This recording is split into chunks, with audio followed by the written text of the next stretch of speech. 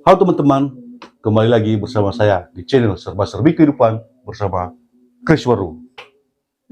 Kali ini kedatangan tamu yang sangat spesial, pengacara kondang Jabodetabek. Inilah dia, Mareti Barubu. Abang Mareti Waru SH MH. Bang Mareti, boleh nggak perkenalkan diri kepada teman-teman kita? Ya, perkenalkan, nama saya Mareti Barubu. Saat ini saya tinggal di Tangerang Selatan, Banten, dan profesi sehari-hari sebagai pengacara. Oke, tapi asalnya nih bang. Nah, kalau asal biasa dari Nias, Sumatera Utara, Bang. Jadi sekolah juga di sana dulu. Kemudian setelah lulus SMA, kuliah, kemudian ngambil profesi di sini. Jadi sebagian besar waktu dewasa itu di perantauan, khususnya di Tangerang Selatan. Perantauannya. Berarti abang dari Nias lulus SMA, Ya. baru masuk ke Jakarta ya? Ya, betul, betul. Di sini kampusnya di mana bang lulusannya nih? Saya alumni Universitas Pamulang. Cakap nih. Ya, jadi S1 di situ, kemudian S2 juga di situ. Lalu kalau pendidikan advokatnya waktu itu saya ikut di Jakarta Selatan. Kemudian kalau tidak salah sekitar 4 atau 5 tahun lalu itu sudah mulai berpraktek sebagai advokat. Dengar-dengar dari luar informasi, Abang Mareti ini seorang putra Nias yang muda dan punya bakat. Itu saya sempat dengar dari teman-teman yang lain juga bicara, itu Abang Mareti Waruwu itu ketua apa sih organisasi di kampus tuh? Bagian hukum saya nggak ngerti dah. Oh iya. Iya, jadi kalau bicara muda, sekarang saya masih muda. Iya dong. Masih muda lagi. Jadi memang dulu pada saat kuliah itu saya lebih banyak aktif organisasi.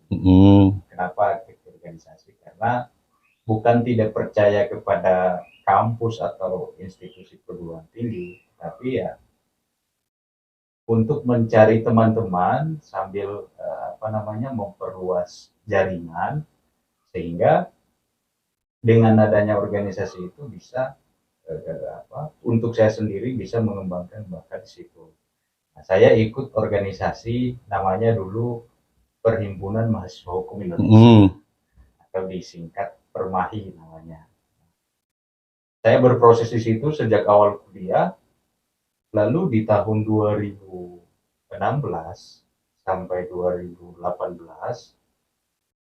saya dipercayakan sama teman-teman, khususnya di wilayah Tangerang Raya. Itu ada Kota Tangsel, ada Kota Tangerang, ada Kabupaten Tangerang, untuk menjadi ketua cabang Perhimpunan Mahasiswa Hukum Indonesia di wilayah Tangerang Raya. Itu berjalan selama 2 tahun, dari 2016 sampai 2018. Lalu kemudian di 2018 saya dipercayakan oleh teman-teman lagi untuk menjadi pengurus di tingkat nasional. Wos. Nah, jadi udah naik levelnya. Jadi pada saat itu dipercayakan untuk menjadi direktur eksekutif Lembaga Konsultasi dan Bantuan Hukum Dewan Pimpinan Nasional. Keren. Itu dari 2018 sampai 2020. Nah, kemudian terakhir kemarin di tahun 2021 kita mengakhiri kepengurusan di sana, dan pelaksanaan pergantian pengurus itu di Ambon, di kita sana. Dan sekarang aktivitasnya itu sudah bisa dikatakan sudah vakum di organisasi itu tadi, karena memang sudah sampai kepada puncaknya. Dan untuk melahirkan generasi, maka mau tidak mau kan kita harus memberikan kesempatan kepada teman-teman mahasiswa yang lain. Sehingga saat ini fokusnya di bagian profesi aja, pengacara atau orang sering kenalnya dengan lawyer. Ya. Nah, jadi tiap hari seperti biasa menolong orang yang kurang mampu, kemudian membela hak-hak orang yang bisa dibilang dizolimi sama pihak-pihak tertentu. Jadi kita harus betul-betul meluangkan waktu dan tenaga untuk bisa menolong mereka. Bang Mareti, berdasarkan biografi Abang sebagai ketua dari cabang masuk ke kota Tangsel, kemudian dipercaya menjadi ketua setingkat nasional. Ya. Dalam benak Bang Mareti sendiri, pernah nggak kepikiran dalam posisi seperti itu? Kalau kepikiran, terus terang saya belum pernah. Karena berbagai alasan. Satu sisi, secara pengalaman, terus terang saya tidak ada pengalaman. Kemudian, apalagi posisinya kan saya ini sebagai perantau ya. Perantau dari Nias, Sumatera Utara ke sini. Dan belum pernah dirancang sama sekali untuk bisa menduduki jabatan itu. Tidak pernah ada kepikiran seperti itu. Tetapi di sisi lain, saya merasa bersyukur. Artinya apa?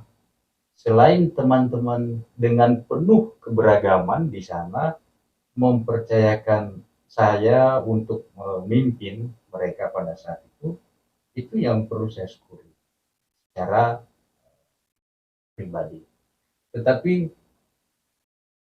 di balik itu saya juga bersyukur bahwa ini kesempatan yang diberikan sama Tuhan untuk bisa mengabdikan diri tidak hanya kepada negara atau tidak hanya kepada pemerintah, tapi mengabdikan diri juga untuk bagaimana bisa bergabung dengan sebuah keberagaman. Nah, dari keberagaman itu akhirnya kita banyak belajar tentang kehidupan, tentang tolong-menolong, dan itu yang membuat saya akhirnya menjadi pribadi yang lebih bersyukur atas kesempatan yang bisa saya ambil waktu itu. Dan terus terang ini bukan bagian dari rencana saya awal. Karena rencana saya itu pada awalnya hanya ingin kuliah, kemudian selesai bisa mendapatkan pekerjaan, syukur-syukur bisa menjadi karyawan tetap atau misalnya ASN lah, atau bekerja di kantor pemerintah atau apa, itu aja. Dan ternyata yang saya rasakan apa yang kita pikirkan, apa yang kita rencanakan, ternyata belum tentu itu adalah rencana Tuhan. Dan saya anggap sebagai pribadi bahwa panggilan untuk menjadi seorang profesional lawyer, khususnya di wilayah Indonesia ini, adalah sebuah panggilan untuk mengabdikan diri tidak hanya kepada orang-orang yang berduit, tapi orang-orang yang katakanlah tidak mampu, itu juga menjadi sebuah panggilan hati nurani. Puji Tuhan. Begitu kira-kira. Bang Mareti kan sebagai mantan ketua Permahi. Ya. Kita tahu bahwa dalam Permahi kan banyak kebajemukan. Ya. Budaya, kepercayaan, agama, bahkan ras juga berbeda. Ya. Tapi yang saya jadi pengen tahu banget nih, ini keunikan Bang Mareti. Kenapa sih mereka itu cukup percaya sama Bang Mareti menjadi seorang pemimpin mereka? Teman-teman rekan-rekan yang lain tuh, apa emang nggak ada lagi yang berbakat selain Bang Mareti dan antara mereka? Mustahil menurut saya. Ya. Gimana Bang Mareti? Iya, jadi sebenarnya itu sebuah rencana alam yang saya pribadi juga nggak habis pikir kok bisa seperti itu. Tetapi lagi-lagi bahwa ketika kita dipanggil untuk mengabdi pada suatu tempat, maka itu kita harus tekuni.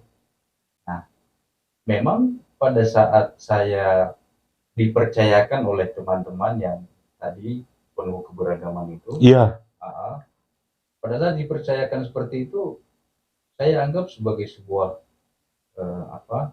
sebuah tantangan. Bagaimana menyatukan banyak kepala, banyak pendapat dari kampus yang berbeda, keyakinan yang berbeda, dan lain-lain lah. Tentunya saya harus bisa beradaptasi dengan situasi dan beradaptasi dengan karakter mereka. Karena pada saat itu saya berpikir bahwa apabila saya membawa karakter saya sendiri di dalam sebuah organisasi ini, maka itu menjadi bumerang. Bahkan mungkin kepengurusan saya tidak akan sukses. Tetapi karena saya berpikir bahwa karakter yang berbeda itu adalah sebuah kebanggaan khususnya kita di Indonesia ini. Oleh karena itu, dari hal-hal seperti itu kita belajar bagaimana menerima orang lain apa adanya, termasuk eh, keyakinannya, termasuk status sosialnya. Kita harus menerima itu. Dan itulah yang kita rasakan sebagai bangsa Indonesia. Kita harus mampu beradaptasi satu sama lain sehingga dikala kita diberikan waktu untuk memimpin sekalipun, maka kita bisa menjalankan roda kepemimpinan itu dengan baik. Dan dalam kepemimpinan pun kita juga harus menghargai keberagaman. Perbedaan pendapat itu kita harus menghargai. Lagi-lagi bahwa memimpin itu tidak hanya sebatas ego ataupun eh, pendapat pribadi, tetapi ada banyak orang yang pendapatnya bagus dan itu kita harus akomodir. Karena apa yang mereka sampaikan itu sangat bermanfaat juga. Itu adalah bentuk kepedulian mereka terhadap organisasi kita. Nah, berdasarkan prinsip adaptasi terhadap karakter tadi, akhirnya saya bisa menyelesaikan kepengurusan itu sampai pada periode yang telah ditentukan.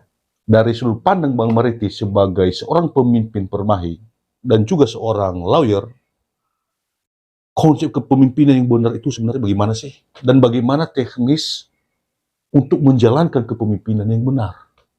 Saya juga belum pintar-pintar banget untuk memimpin. Dan posisinya saya pun masih belajar sampai saat ini. Tetapi dalam memimpin itu yang saya boleh berbagi di kesempatan ini, pertama sekali jika kita ingin memimpin suatu organisasi, maka kita harus mengenal diri kita dulu. Apakah kita mampu untuk menjalankan amanat yang diberikan oleh organisasi tersebut. Dan setiap organisasi tentunya ada aturan-aturan yang ada di dalamnya. Karena itu kita harus memahami betul apa sih aturan organisasi ini. Dan apabila kita ingin bergabung di dalam organisasi itu, maka kita harus mengenal organisasinya juga, selain kita mengenal diri kita juga. Jadi, kalau dibilang apakah ada format baku mengenai kepemimpinan, saya rasa itu dinamis saja. Pemimpin itu dinamis saja. Tetapi yang paling penting dalam memimpin itu adalah beradaptasi terhadap situasi-situasi terburuk. Jangan beradaptasi dengan situasi-situasi yang baik, nyaman, enak. Itu justru kita hanya memimpin sebagian kecil orang pada saat itu. Tetapi situasi-situasi terburuk sekalipun, disitulah jiwa kepemimpinan seseorang itu dipertaruhkan. Bagaimana seseorang itu bisa mengatasi sebuah permasalahan yang menerpa organisasi itu sendiri.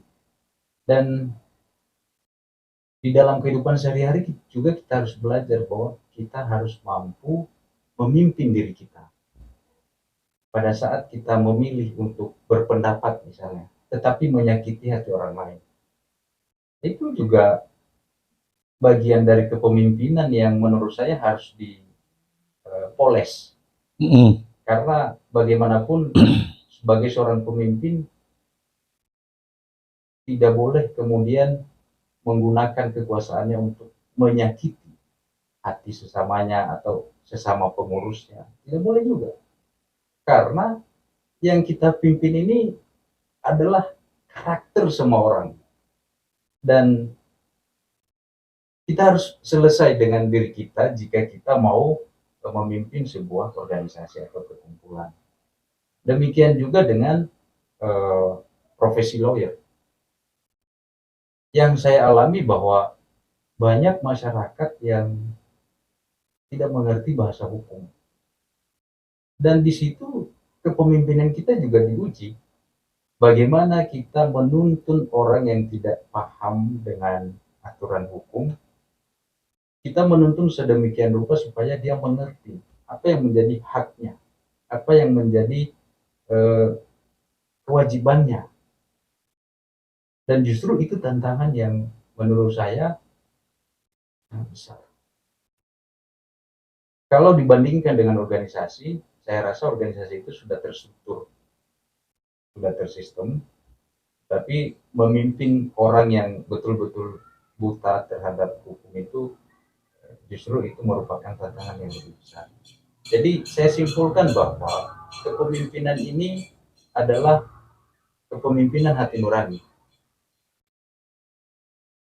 Jika kita sudah memimpin dengan hati nurani, maka rasa ego, rasa individualisme itu akan hilang dengan sendirinya. Dan kita juga harus bisa mengatasi kondisi-kondisi di mana kondisi itu akan membawa dampak buruk terhadap organisasi. Dan memimpin juga harus tegas. Artinya apa? Ketika misalnya kita memimpin sebuah organisasi, apabila pemimpin itu merasa dia tidak mampu, maka dia harus tegas. Tegasnya apa? Ya cukup mengundurkan diri aja. Dan dia menyatakan bahwa saya tidak bisa melanjutkan kepemimpinan ini dengan alasan seperti ini dan seterusnya. Itu lebih gentleman ya? Itu lebih gentleman. Kenapa? Karena ketika tidak tegas, maka ada pemikiran orang bahwa dia serakah terhadap kekuasaan. Dan saya rasa kita sejak kecil tidak pernah diajarkan oleh orang tua kita untuk serakah. Tapi cukup kita juga harus tegas dengan diri kita sendiri. Jangan kemudian diri kita ini menjadi ruang bagi orang untuk mempermainkan. Itulah jiwa gentleman. Berarti kalau boleh saya serap apa yang Bung Bareti simpulkan tadi, pertama-tama ya kepemimpinan itu berdasarkan hati nurani, kemudian mengenal diri sendiri terlebih dahulu, baru mengenal aturan main dalam sebuah organisasi yang berlaku.